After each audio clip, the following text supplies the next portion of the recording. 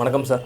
வணக்கங்க சார். நான் பழைய நூட்களில் கடகம், கன்னி, மேசம், இடமும் இந்த மாதிரி இடங்களில் ராகு இருந்தால் அதோட பலன்கள் அபரிவிதமாக இருக்கும்னு கேள்விப்பட்டிருக்கேன். அதை உங்கள் வாயால் அந்த கருத்துக்களை கேட்க விளைகிறேன். அந்த பாட்டை ஒரு தடவை ஞாபகம் இருந்தால் சொல்லுங்களேன். ஆமேடன் நண்டு சுறா கடகம் கன்னி 5 இடத்தில் கருணாகம் வீட்டு இருக்க பூலோகத்தை ஆழ்வான் அதை கண்டு ஏமாந்து விடாதே. ராகு நின்ற இடத்தில் இருந்து 1 4 7 10 கிரகம் இருக்கணும். நல்ல கேள்வி தான். அதாவது எப்படின்னா மேடம் நண்டு சுறா எருது கன்னிம்பாங்க. விட்டுடுங்க, அது சந்தத்துக்காக போகிறது. மேடம்ங்கிறது மேஷம், நண்டுங்கிறது கடகம், எருதுங்கிறது ரிஷபம், சுறாங்கிறது மகரம், கன்னிங்கிறது கன்னி ராசி. தெரியும். இந்த இடங்கள்லாம் ராகு இருந்தால் அது பெரிய அளவுக்கு பாதிப்பை கொடுக்காது, நல்ல பலன்களை தான் கொடுக்கும். ஆனால் இதுவே சில நேரங்களில் ராஜயோகத்தை எப்படி கொடுக்கும்னு கேட்டிங்கன்னா, ராகு எந்த இடத்துல இருக்கோ, ராகு இப்போ கன்னி ராசியில் இருக்குன்னு வச்சுப்போமே. அப்போ கன்னி ராசிக்கு 4 கேந்திரங்கள் இருக்குல்ல. தனுசு 4வது கேந்திரம், மீனம் 7வது கேந்திரம், மிதுனம் 10வது கேந்திரம். இல்லை, இந்த 4 கேந்திரத்திலும் ஏதாவது கிரகங்கள் இருக்கணும். அப்படி இருந்தால் அது மிகப்பெரிய அளவுக்கு உங்களுக்கு ஒரு ராஜயோகத்தை கொடுக்கும் அப்படின்னு சொல்கிறான்.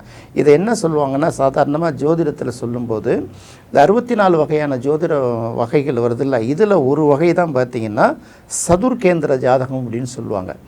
இந்த சதுர்கேந்திர ஜாதகத்தில் பார்க்கும்போது கிட்டத்தட்ட ராகுவையும் அந்த ஒரு டைப்பில் வச்சு பார்ப்பாங்க. இப்போ ராகு பார்த்திங்கன்னா எந்த இடத்துல இருக்கோ அதுக்கு 4 கேந்திரத்தில் கிரகம் இருந்தால் போதும். எந்த கிரகம் வேணாலும் இருக்கலாம், சுபகிரகம் பாவகிரகம்லாம் கணக்கு கிடையாது.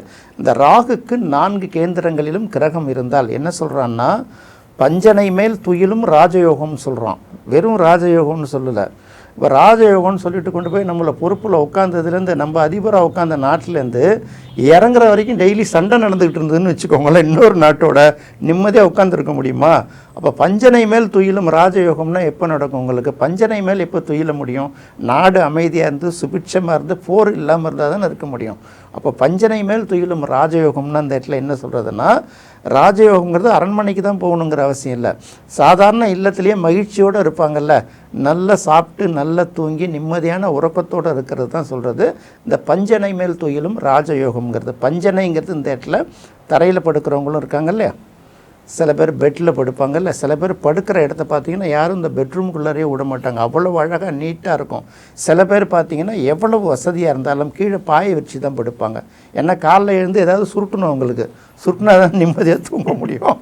அந்த மாதிரி சில பேர் தூங்குவாங்க. இப்போ நீங்கள் கேட்டதுனால இந்த பஞ்சனையை பற்றி கேட்குறதுனால 12ஆம் இடத்துல சனி இருக்கு இல்லையா, 12ஆம் இடம்ங்கிறதா நம்மளோட கணக்கில் படி படுக்கை அறை இல்லையா. இந்த 12ஆம் இடத்துல ஒரு பாவக்கிரகம் இருந்ததுன்னா அவங்க மேக்ஸிமம் பெட்டில் படுக்காமல் இருந்தாங்கன்னா ரொம்ப நல்லது. கீழே தரையில் பாயை விரிச்சோ இல்லை பாய் மேலே சின்ன பெட்டு மாதிரி இருக்கும்ல, பெட் ஸ்ப்ரெட்டு, இது மாதிரி விரித்து படுத்தாங்கனால அதுவே அவங்களுக்கு மிகப்பெரிய யோகத்தை தான் கொடுக்கும். ஏன்னா 12ஆம் இடம்ங்கிறது அயன சயன சுகஸ்தானம் இல்லையா. இதில் போய் சொகுசாக தூங்கணும்னு ஆசைப்படக்கூடாது. அங்கே சுபக்கிரகம் இருந்தால் சொகுசாக தூங்கலாம், பாவக்கிரகம் இருக்கும்போது என்ன பண்ணணும்னா இந்த மாதிரி தூங்கக்கூடாது அப்படின்னு சொல்லுவாங்க. ஸோ அப்போ அந்த ராகுங்கிறதும் கிட்டத்தட்ட அப்படி தான் சொல்கிறான். ராகு தெரியும் இல்லையா உங்களுக்கு, அது பரமபத ஆட்டம் தானே.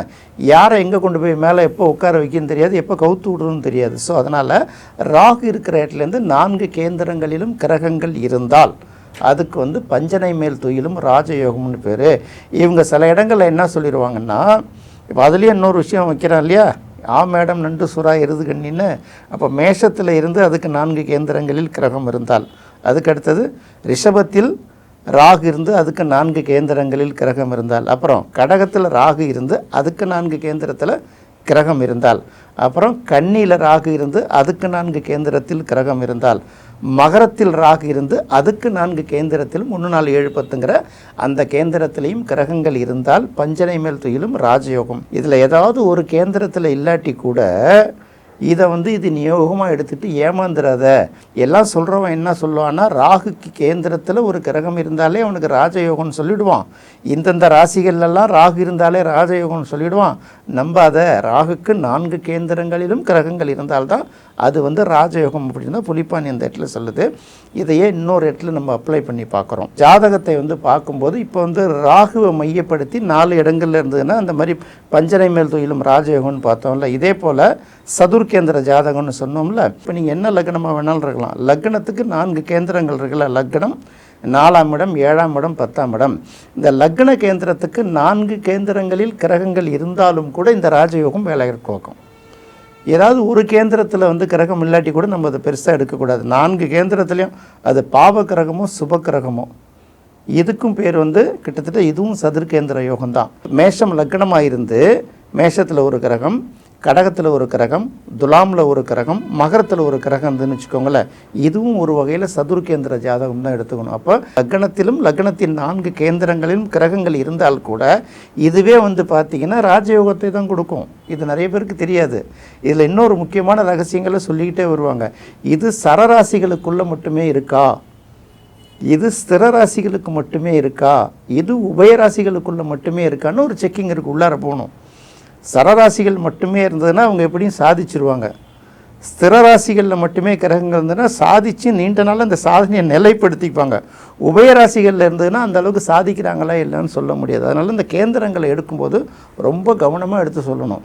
இப்போ நம்ம நிகழ்ச்சிகள்லேயே பல இடங்களில் சொல்லும்போது பார்த்திங்கன்னா உபயலக்கணம்னா உங்களுக்கு தெரியும் இல்லையா, மிதுனம், கன்னி, தனுசு, மீனம், இதில் ஏதாவது ஒன்று லக்னமாகி இந்த கேந்திரங்களில் புதனோ குருவோ இருந்தால் அதுதான் மிகப்பெரிய பாதிப்பை உருவாக்கக்கூடியதுன்னு நம்ம சொல்லியிருக்கோம். ஏன்னா ரெண்டுத்துக்கும் பாதகாதிபதி அதுதான். மிதன லக்கணமாக இருக்குது, 4ஆம் இடத்துல புதன் உச்சத்தில் இருக்குன்னு சொன்னாங்கன்னா அவங்க பாதிக்கிற பாதிப்பு யாருக்குமே தெரியாது. இதெல்லாம் நம்ம அடிப்படையாக வச்சு தான் ஜாதக வகைகள்னு பிரித்து எடுத்து நம்ம சொல்கிறது. அப்படி பார்க்கும்போது இப்போ உபயலக்கணமாக இருந்து 4ஆம் இடத்துல குரு, 7ஆம் இடத்துல புதன், 10ஆம் இடத்துல இன்னொரு கிரகம், லக்னத்தில் ஒரு கிரகம்னு சொல்லிட்டு இந்த 4 கேந்திரத்திலும் கிரகங்கள் இருந்துன்னு வச்சுக்கோங்களேன், அப்போ வந்து கேந்திராதிபத்திய தோஷமே அடிபடுதுன்னு அர்த்தம். இது ஒரு வகையில் சதுர்கேந்திர ஜாதகம். இப்படி இருப்பவர்களும் பார்த்திங்கன்னா எப்படி வாழ்வாங்க அப்படின்னு கேட்டிங்கன்னா, இந்த சதுர்கேந்திர யோகம் உள்ள ஜாதகர்கள் யாராக இருந்தாலும் அவர்கள் வந்து பெரிய அளவுக்கு பங்களா மாதிரி ஒரு வீடை கட்டி 2-3 கார் நிறுத்துகிற அளவுக்கு ஃபோர்ட்டிவோ கட்டி வைப்பாங்க அப்படிங்கிற மாதிரி சொல்லுவாங்க. அதாவது நவீன காலத்தில், அந்த காலத்தில் தேர்களை நிறுத்துகிற அளவுக்கு வீடு கட்டி வச்சுருக்கான்னு சொல்லுவாங்க. இந்த காலத்தில் இதை எப்படி சொல்கிறதுன்னா, ரதங்களுக்கு பதில் கார்களை நிறுத்துகிற அளவுக்கு ரொம்ப பிரம்மாண்டமான அரண்மனை மாதிரி வீடு கட்டி வசிப்பாங்க அப்படிங்கிறத சொல்லுவாங்க. இதை வந்து பார்த்திங்கன்னா நம்மக்கிட்ட பார்வைக்கு வரக்கூடிய ஜாதகங்கள், அதுக்கப்புறம் நம்மக்கிட்ட ஜாதகம் சில பேர் கன்சல்டேஷனுக்கு வருவாங்கல்ல, இவங்க ஜாதகத்தை பார்த்து இப்போ சொன்ன விஷயங்கள்லாம் எந்த அளவுக்கு மேட்ச் ஆகுதுன்னு பார்க்கணும். நம்ம பாட்டுக்கு அந்த நூலில் அந்த இப்படி போட்டிருக்கு, இந்த நூலில் இப்படி போட்டிருக்குன்னு சொல்லக்கூடாது.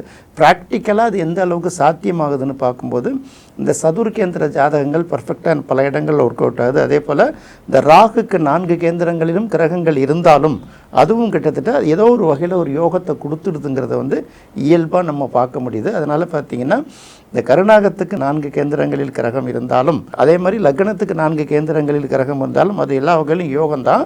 அதே சமயத்தில் அதில் ஏதாவது ஒரு நேரத்தில் மிஸ் ஆகிடுச்சுன்னா இதுவும் யோகம் தானே சொல்லிடக்கூடாதுங்கிறது ரொம்ப கரெக்டான விஷயந்தான்.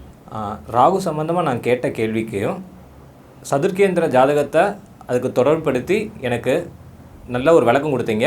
அதை பார்க்குறவங்களும் எளிமையாக புரிஞ்சுப்பாங்கன்னு நினைக்கிறேன். அந்த விளக்கம் கொடுத்ததுக்கு ரொம்ப நன்றி சார். நன்றிங்க.